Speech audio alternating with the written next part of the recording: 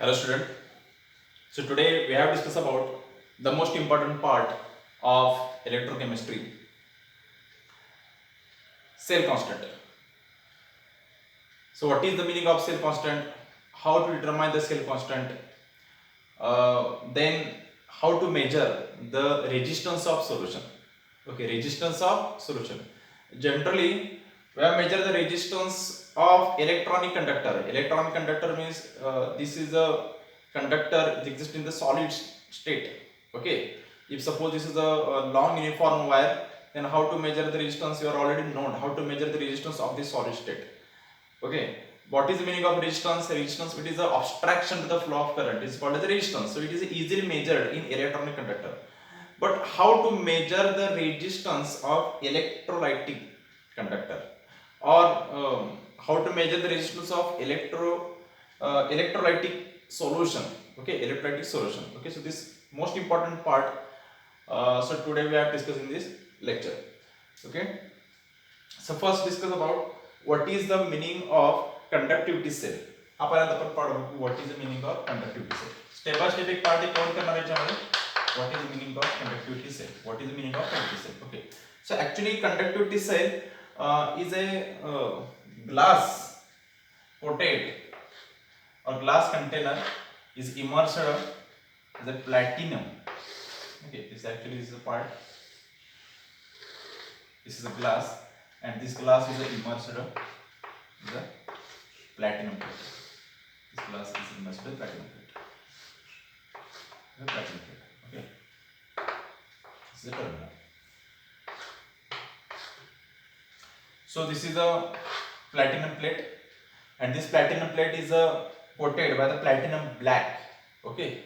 So this is used to easily oxidize or reduce of the particular ions. So in this plate easily form the oxidation and reduction reaction. So what is the main application of the conductivity cell? Conductivity cell is used to measure the resistance of solution. Okay, so this is a conductivity cell. This is a platinum plate. This is a glass tube. Okay, and this glass tube is immersed with this platinum plate. Okay, and this platinum plate is coated by the platinum black. Why using platinum black? Because easily form the oxidation and reduction reaction. And over what is the application of this conductivity cell? This conductivity cell is used to measure the resistance of solution. Any solution to measure the resistance of solution. This is called as a conductivity cell. हा most important part आहे. Okay. आता हे बघा, हा conductivity cellचा part आपण इथं हा cover केलाय. आता हे लक्षात घेतलं पाहिजे की ह्याच्यामध्ये एक पर्टिक्युलर सोल्युशन आहे. त्या सोल्युशनचा रेजिस्टन्स कसा मेजर करायचा, बरोबर आहे का? How to measure the resistance of the solution. आणि रेजिस्टन्स मेजर केल्यानंतर आपण डिटरमाइन करायचा याचा सेल कॉन्स्टंट म्हणून एक पार्ट आहे, नवीन पार्ट आहे. कुठला पार्ट आहे? Cell constant. ओके, सांगतो कसं मेजर करायचं ते बघा. जनरली कसं असतं, generally resistance you are already known that what is the relation between the resistance and length of the substance and the area of cross section. Generally resistance is directly proportional to length and inversely proportional to area of cross section. Okay, generally कसं असतं, त्याच्यामध्ये एक material आहे, एखादी wire आहे, बरोबर आहे का? जेवढी वायरची लेंथ जेवढी जास्त तेवढा रेजिस्टन्स काय असणार आहे? जास्त असणार आहे. लक्षात आलं का? समजा पॉझिटिव्ह टर्मिनल आहे आणि निगेटिव्ह टर्मिनल आहे. इलेक्ट्रॉन्सची मुवमेंट आहे, इलेक्ट्रॉनची मुवमेंट आहे. आता इलेक्ट्रॉन्स ह्याच्यामध्ये आहेत. ओके, इलेक्ट्रॉन्स ह्याच्यामध्ये आहेत. इलेक्ट्रॉन्स कुठे होणार? इलेक्ट्रॉन्स होणार इथं positive terminal. This is direction of electrons. Okay, मग समजा इथं लेंथ जर जास्त असेल तर इलेक्ट्रॉन्स मूव्ह होत असताना मे बी काय होऊ शकतात, हे इलेक्ट्रॉन्स डायव्हर्ट होऊ शकतात. काय होऊ शकतात? डायव्हर्ट. आणि इलेक्ट्रॉन जर डायव्हर्ट झाले, कारण कसं याच्यामध्ये डिस्टन्स जास्त आहे, इलेक्ट्रॉन्स मे बी डायव्हर्ट होऊ शकतात. आणि इलेक्ट्रॉन जर डायव्हर्ट झाले तर इथं पॉझिटिव्ह टर्मिनलकडे येणार का? पॉझिटिव्ह टर्मिनलकडे येणार नाही. हे लक्षात घ्या. इलेक्ट्रॉन जर कमी याच्यामध्ये आले तर त्याच्यापासून फॉर्म होणाऱ्याचं कंडक्टन्स असणार आहे, तो का असणार याच्यामध्ये? कमी. ज्याच्यामध्ये करंट जास्त फ्लो होणार नाही, त्यामुळे हा करंट कमी याचा अर्थ रेजिस्टन्स जास्त. Okay, so resistance is directly proportional to length but inversely proportional to area of cross section. जेवढा एरिया ऑफ क्रॉस सेक्शन जेवढा कमी तेवढा रेजिस्टन्स जास्त, आणि जेवढी लेंथ जास्त मटेरियलची तेवढा रेजिस्टन्स काय असणार आहे? जास्त असणार आहे. हे बेसिकली तुम्हाला हा पार्ट माहिती आहे. आता बघा, हे जर आपण बघितलं तर आर प्रोपोर्शनल टू एल आपण आहे. So this is alpha. After removal of alpha, we have to take the constant r is equal to rho into L upon A. R is equal to rho into L upon A. So what is the meaning of this rho? Rho is called as a specific resistance, or it is also called as a resistivity, Okay, so this is the part. आता हे बघा, generally आपण जे resistance major करतो, बरोबर आहे का, तो एक मेटॅलिक वायर असते. मेटॅलिक वायरचा रेजिस्टन्स आपल्याला इझी मेजर करता येतो. But how to measure the resistance of the सोल्युशनचा रेजिस्टन्स कसा मेजर करायचा, तर त्यासाठी आपण हे एक इन्स्ट्रक्शन आहे याच्यामध्ये. सांगतो तुम्हाला काय करायचं आहे. आता हे लक्षात घ्या, सपोज जर मला रेजिस्टन्स मेजर करायचं असेल, सोल्युशनचा रेजिस्टन्स मेजर करायचा असेल, तर मला काय करणार, कंडक्टिव्हिटी रेजिस्टिव्हिटी पॉईंट असणार, बरोबर आहे का. आता समजा मी रेजिस्टिव्हिटी आणि कंडक्टिव्हिटी याचं रिलेशन तुम्हाला माहिती आहे. What is the relation between resistivity and conductivity. काय याच्यामध्ये rho is equal to 1/k. So rho is a resistivity and k is a conductivity. This is also called as a kappa. तर आपण kappa असं म्हणतो. इथे value me put केली तर काय होणार, हे तर इक्वेशन मध्ये पुट केलं काय होणार, r is equal to 1/k into L upon a. बरोबर आहे का. हे जर मी क्रॉस मल्टिप्लाय केलं, तर काय होणार, L upon a is equal to rk. Okay, तुम्हाला मेजर करायचं. आता बघा, आता ह्याच्यामध्ये मेन सुरुवातीला आपण बघू की हा याला पण हा कंटेंट काय आहे, हा आर काय, हा के, हे आपण एक स्टेप बाय स्टेप बघायचं आहे. तर लक्षात घ्या, ह्याच्यामध्ये एक न्यू पॉईंट आहे, तर तो म्हणजे सेल कॉन्स्टंट म्हणून एक पॉईंट आहे. सेल कॉन्स्टंट म्हणजे तुम्हाला काय सांगतो बघा, हा इक्वेशन आपल्याला काय आलं, L upon a is equal to r into k. हे मी साइडला इथे लिहून देतो. L upon a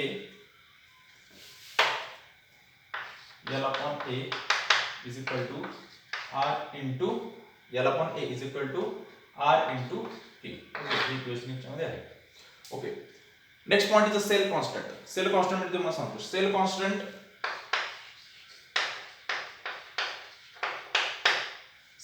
actually it is a ratio. Cell constant काय, एक रेशो आहे.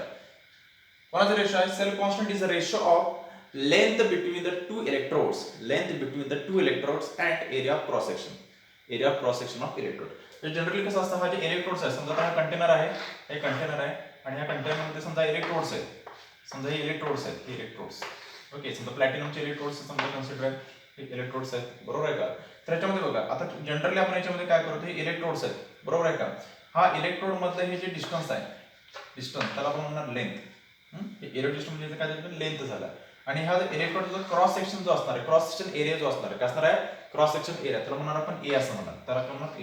म्हणजे सेल कॉन्स्टंट म्हणजे काय, सेल कॉन्स्टंट एक रेशो आहे. कोणाचा रेशो आहे, it is a ratio of length और distance between the two electrodes. दोन इलेक्ट्रोड्स मधला distance divided by area of cross section. कारण की जनरली कसं असतं, रेजिस्टन्स म्हणून माहिती तुम्हाला, रेजिस्टन्स आपण कसं मेजर करतो, लेंथ. ती जी मेटॅलिक वायर आहे, त्या मेटॅलिक वायरची लेंथ लक्षात का, आणि त्या मेटॅलिक वायरचं काय असणार आहे, एरिया ऑफ क्रॉस सेक्शन. हे जर आपण दोघांचा रेशो घेतला तर तुम्हाला काय याच्यामध्ये रेजिस्टन्स कंटेंट आहे. आता लक्षात घ्या, but it is a solution. समजा हे सोल्युशन आहे, मग सोल्युशनचं कसं मेजर करणार, तर आपण जनरली काय करतो, याच्यामध्ये रेजिस्टन्स मेजर करताना आपण पहिल्यांदा काय करणार आहे, तर इथं हे जे दोन इलेक्ट्रोड्स आहेत, त्या दोन इलेक्ट्रोड्स मधला जे डिस्टन्स आहे त्याला याला असं म्हटलं, it is a length between this two electrodes, आणि या इलेक्ट्रोडचा जो एरिया क्रॉस सेक्शन आहे त्याला नावाचं ए असं म्हणायचं. सो L upon a हा जो रेशो आहे, this ratio is called as a cell constant. त्याला कोणाचं, सेल कॉन्स्टंट असं म्हणायचं. Okay, so it is a denoted by the symbol x और g स्टार. हे लक्षात घ्या, सेल कॉन्स्टंट मध्ये त्याचा सिम्बॉल x, बऱ्याच बुक्स मध्ये x आहे, बऱ्याच बुक्स मध्ये g स्टार आहे, बऱ्याच बुक्स मध्ये स्मॉल b पण आहे, म्हणू शकतो. This is called as cell constant. आता लक्षात घ्या, L upon a cell constant, इथे L upon a हा पण सेल कॉन्स्टंट आहे. ओके, तर समजा इथे व्हॅल्यू जर मी पुट केली, L upon a म्हणजे काय, याच्यामध्ये हा g स्टार आहे, तर इथे व्हॅल्यू पुट केलं तर काय म्हणू शकतो, याच्यामध्ये g star L upon a. So g star is equal to r into k. म्हणजे याचा अर्थ काय, cell constant is equal to resistance of solution into kappa means conductivity. लक्षात का. तर तुम्हाला सेल कॉन्स्टंट काढायचं असेल तर तुम्हाला काय करणार, रेजिस्टन्स लागणार सोल्युशनचा इंटू काय करणार, तुम्हाला कॅपा काढणार.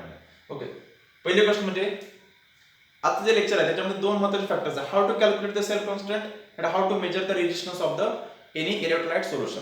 ओके, आता पहिल्यांदा आपण बघू इलेक्ट्रोलाइटिक सोल्युशन जे आहे त्याचं रेजिस्टन्स कसा मेजर करायचा. त्यासाठी एक ॲपरेटस कंटेंट आहे, याच्यामध्ये एक एक्सपेरिमेंट आहे. एक्सपेरिमेंट मध्ये काय बघा, एकदम सिंपल एक्सपेरिमेंट आहे. पहिली गोष्ट म्हणजे resistance of solution is determined by using the Wheatstone bridge principle. कुठला प्रिन्सिपल याच्यामध्ये, Wheatstone bridge principle. Wheatstone bridge principle तुम्हाला ऍप्लिकेशन माहित असेल, it is used to measure It used to measure the resistance. It used to measure the unknown resistance. This is the main application of the Wheatstone bridge principle. आणि तेच principal इथे काय करायचं आपल्याला use करायचं आहे, कारण इथं पण आपल्याला काय मेजर करायचं आहे, रेजिस्टन्स मेजर करायचं आहे, बरोबर आहे. एक सोल्युशन आहे, त्या सोल्युशनचं काय करायचं आहे, अननोन रेजिस्टन्स आपल्याला मेजर करायचं आहे. तर त्यासाठी आपण काय करणार आहे, Wheatstone bridge प्रिन्सिपल जे आहे त्याचं काय करणार आपण यूज करणार आहे.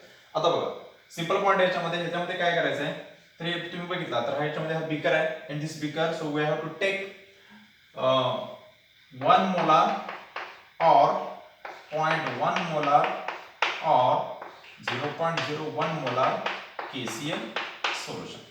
KCl solution. कशाला आपण काय करायचंय, एक बीकर आहे, त्या बीकर मध्ये आपल्याला काय मेजर करायचं आहे, resistance of solution. Suppose I want to measure the resistance of KCl solution. मला KCl सोल्युशन काय करायचं, रेजिस्टन्स मेजर करायचं आहे. तर मी KCl सोल्युशन घेणार, बरोबर. तर KCl सोल्युशनचं कॉन्सन्ट्रेशन किती पाहिजे, एकतर 1 मोलार पाहिजे, एकतर 0.1 मोलार पाहिजे, किंवा एकतर 0.01 मोलार पाहिजे. लक्षात का, त्यापैकी काय पाहिजे, कॉन्सन्ट्रेशन. म्हणजे जास्त पण नको आणि कमी पण नको, ह्या रेंज मध्ये काय पाहिजे, कॉन्सन्ट्रेशन पाहिजे. लक्षात आलं. बरं, त्यानंतर काय करायचं, हे सोल्युशन घेतलं या बीकर मध्ये, त्याच्यामध्ये बघा हा आपण कंडक्टिव्हिटी सेल घेतला. कंडक्टिव्हिटी सेल ह्याच्यामध्ये इलेक्ट्रोड्स आहेत, हे प्लॅटिनमचे इलेक्ट्रोड्स आहेत, आणि हे जे प्लॅटिनमचे इलेक्ट्रोड्स आहेत ते आपण काय केले, हे Wheatstone ब्रिज जो आहे त्याला आपण इथे जॉईन केले. Wheatstone ब्रिजला काय केलं आपण, जॉईन केले. एकदम सिंपल याच्यामध्ये ही प्रोसिजर आहे. ओके, आता याच्यामध्ये बघितलं तर Wheatstone ब्रिज मध्ये टोटल 2 पार्ट्स आहेत. कुठला पार्ट्स आहेत, तर 1 आर्म मध्ये एका साइडला काय, ह्याच्यामध्ये एक व्हेरिएबल नॉन रेजिस्टन्स आहे. Variable non resistance. Variable non resistance म्हणजे काय, आपण याचा रेजिस्टन्स काय करू शकतो, चेंज करू शकतो. कशाला काय, व्हेरिएबल नॉन रेजिस्टन्स आहे, म्हणजे आपल्याला हा रेजिस्टन्स काय करता येतो, चेंज करता येतो. त्यानंतर इथं बघा ही AB एक युनिफॉर्म वायर आहे. कशाला काय, AB काय आहे, युनिफॉर्म वायर आहे. तर AB युनिफॉर्म वायरला एका साइडला काय, याच्यामध्ये नॉन व्हेरिएबल रेजिस्टन्स आहे. ओके, आणि एका साइडला काय, Wheatstone ब्रिजच्या एका साइडला काय, हा कंडक्टिव्हिटी सेल आहे. काय आहे तो, कंडक्टिव्हिटी सेल. म्हणजे जो कंडक्टिव्हिटी सेल काय आपण सोल्युशन मध्ये काय केलंय, डीप केलाय. आणि जे कम्प्लीट सर्किट आहे ते काय केलं आपण, AC, कशाला काय, अल्टरनेट करंट, कशाला काय आपण काय केलं, आपण जॉईन केलं. आता इथं काय करायचंय, तर बघा हा इथं काय असणार, हा डिटेक्टर असणार आहे, आणि इथं हा काय असणार आहे, स्लाइडिंग पॉईंट असणार आहे. काय असणार, हा स्लाइडिंग स्लाइडर असं म्हणतो. आता आपण काय करणार याच्यामध्ये, आता बघा जनरली काय याच्यामध्ये KCl सोल्युशन आहे. KCl सोल्युशन म्हणजे काय, K+ आणि Cl-. ह्याच्यामध्ये 2 इलेक्ट्रोड्स आहेत, एक असणार पॉझिटिव्ह आणि एक असणार आहे तो निगेटिव्ह असणार आहे. समजा आता KCl असेल, KCl K+ आणि Cl-. तर याच्यामध्ये समजा हा एनोड असेल, हा पॉझिटिव्ह चार्ज असेल, आणि हा कॅथोड असेल, तर हा प्लस आहे, हा प्लस कोणाकडे जाणार, हा जाणार कॅथोडकडे, आणि हा मायनस आहे, हा कोणाकडे जाणार, एनोडकडे जाणार. म्हणजे काय येणार याच्यामध्ये, migration of ions. It form the migration of ions, and migration of ions झाले तर याच्यामध्ये काय फॉर्म होईल, करंट फॉर्म होईल. काय फॉर्म, याच्यामध्ये करंट, कारण की इलेक्ट्रॉन्सचे फ्लो झाले ना. आता इलेक्ट्रॉन जे फ्लो होणार आहेत, ते इलेक्ट्रॉन जे फ्लो होणार आहेत ते इलेक्ट्रॉन्स फ्लो कुठे होणार आहेत, ह्या डिटेक्टर मध्ये आपल्याला करणार आहे. इलेक्ट्रॉन्स फ्लो कशामध्ये होणार आहे, डिटेक्टर मध्ये करणार आहे. म्हणजे इलेक्ट्रॉन्स फ्लो झाले, त्याच्यामध्ये करंट पास झाला, तो करंट आपल्याला कशामध्ये मिळणार, डिटेक्टर मध्ये मिळणार.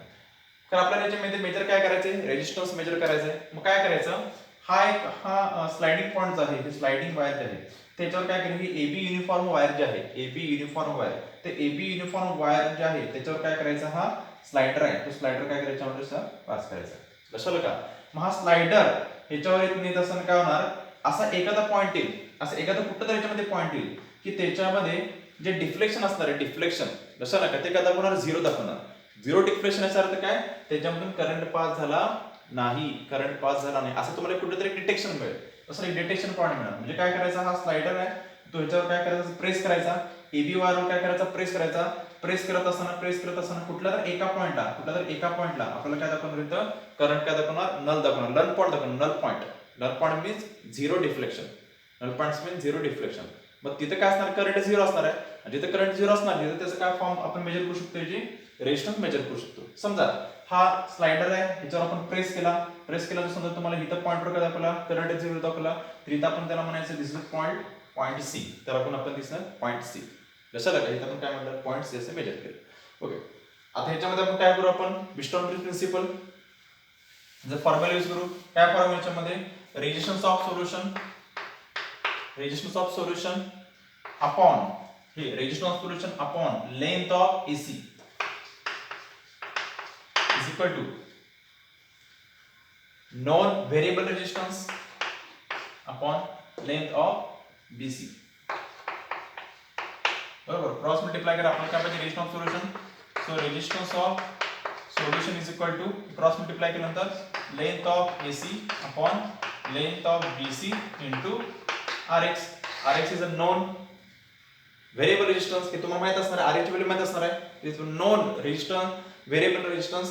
लेंथ ऑफ AC, हे length of AC he wire आहे, युनिफॉर्म वायर आहे, 10 सेंटीमीटर आहे, 10 मीटर आहे, बरोबर आहे का? इथनं A to C इथे डिस्टन्स मेजर करा. डिस्टन्स जे आहे लेंथ ऑफ AC निघेल. BC डिस्टन्स मेजर करा. इथं ही व्हॅल्यू इथे पुट करा. त्या दोघांचं इथं रेशो का multiplied by Rx. Multiplied Rx केल्यानंतर तुम्हाला काय मिळणार? रेजिस्टन्स ऑफ सोल्युशन मिळणार. काय मिळणार?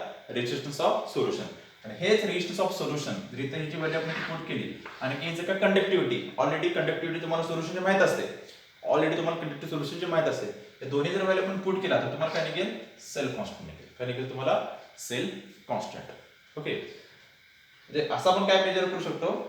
सोल्युशनचा रेजिस्टन्स मेजर करू शकतो आणि त्याचबरोबर सोल्युशनचं जे रेजिस्टन्स आहे ते यूज करून आपण सेल कॉन्स्टंट काय करू शकतो? मेजर करू शकतो. काय मेजर करू शकतो? Cell constant. This is the most important part. This is the most important part. Okay, cell constant हा पार्ट खूप महत्त्वाचा आहे याच्यामध्ये. सेल कॉन्स्टंट म्हणजे काय? एकदम सिंपल टर्म आहे. काय? It is a ratio. कोणाचा रेशो? It is a ratio of distance between the two electrodes, the distance between the two electrodes and area cross section, and area cross section, ह्या दोघांचा रेशो. This is called as a cell constant. Okay, then the unit of cell constant. Cell constant unit काय असणार? बघा इथे length. Length म्हणजे याच्यामध्ये metre, CGS आणि एसआय युनिट काय असणार? लेंथ. सपोज लेंथ याच्यामध्ये मीटर आणि एरिया इज मीटर स्क्वेअर. कशाला काय? इथं काय होईल? त्याच्यामध्ये काय येणार? Per metre. काय म्हणणार? Per metre. Per metre is unit of cell constant. Cell constant unit काय असणार आहे? इथं पर मीटर असणार आहे. असं तुम्हाला काय केलं पाहिजे? बेसिकली मेजर केलं पाहिजे. दिस इज मोस्ट इम्पॉर्टंट पार्ट. याच्यामध्ये अवघड असं काहीही नाही. दिस इज मोस्ट इम्पॉर्टंट पार्ट. कशाला हा पॉईंट खूप महत्त्वाचा आहे. आता ह्याच्यावर बघा, जे नीटला ह्याच्यावर क्वेश्चन्स असतात, बरोबर आहे का? जे नीटला क्वेश्चन्स असतात. कुठले क्वेश्चन असतात? डायरेक्ट क्वेश्चन असतो, calculate the cell constant of the particular electrolyte solution. एखादं सोल्युशन दिलं जाईल तर तुम्हाला त्याचं काय करायचं? सेल कॉन्स्टंट काढायचं आहे, बरोबर आहे का?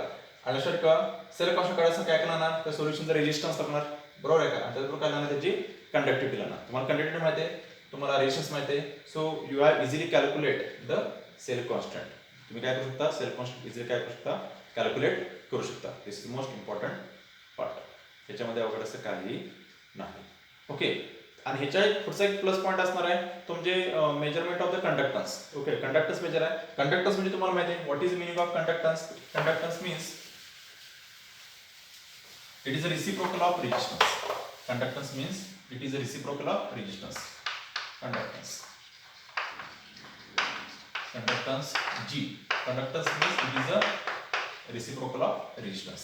It is a reciprocal of resistance. Is called as a conductance. Okay. आता याच्यामध्ये बघा, याच्यामध्ये पण आपण मेजर करू. आता पुढचा पॉइंट असणार आहे measurement of conductance of solution. एखादं सोल्युशन आहे, असं एखादं सोल्युशन आहे, त्या सोल्युशनचा कंडक्टन्स कसा मेजर करायचा हा एक पॉइंट असणार आहे. सांगतो तो पण पॉइंट कव्हर करतो. बघा, G is equal to 1/R. हे तुम्हाला टर्म माहिती आहे. हे पण माहिती आहे की R इज इक्वल टू काय? R is equal to rho into L upon A. R is equal to rho into L upon A. This is the most important part. R is equal to rho into L upon A. Okay. आता ही R ची value आहे. आपल्याला काय measure करायचं आहे? सोल्युशनचा conductance major करायचा आहे. तर समजा ही जर व्हॅल्यू मी इथं पुट केली तर काय नाही याच्यामध्ये G is equal to 1 upon rho into L upon A. Rho into L upon A. Okay. तर आता मी असं बोलू शकतो G is equal to 1 upon rho into 1 upon L upon A. Okay, G is equal to 1 upon rho into 1 upon L upon A. 1 upon L upon A. So what is the meaning of this L upon A?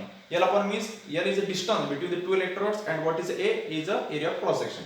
So this ratio is called as cell constant. तर आपण sale constant म्हणतो. So G is equal to काय शकतो? 1 upon rho into 1 upon G star. 1 upon G star. Okay. So you have already known that what is meaning of 1 upon rho. 1 upon rho म्हणजे काय?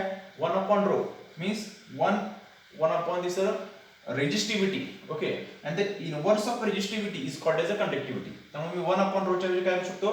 Conductivity लिहू शकतो. So G is equal to kappa into 1 upon G star. Okay, so cross multiply केल्यानंतर काय होणार? T is equal to G into G star. T is equal to G into G star. Okay, so conductivity म्हणजे काय? Conductivity is equal to, it is a product of conductance into cell constant. Conductivity is equal to conductance into cell constant. Okay, if you have known that cell constant and conductance, so you easily calculate the conductivity. You have easily calculate the conductivity. This is the most important part, and these formally related questions asked in JEE and NEET. This is the most important part. Okay, ठीक आहे. Stop करू. महत्त्वाचे point याच्यामध्ये बघितले. Sale constant date points आहेत, त्यावर तुम्ही जे नीटला क्वेश्चन्स असणार आहेत.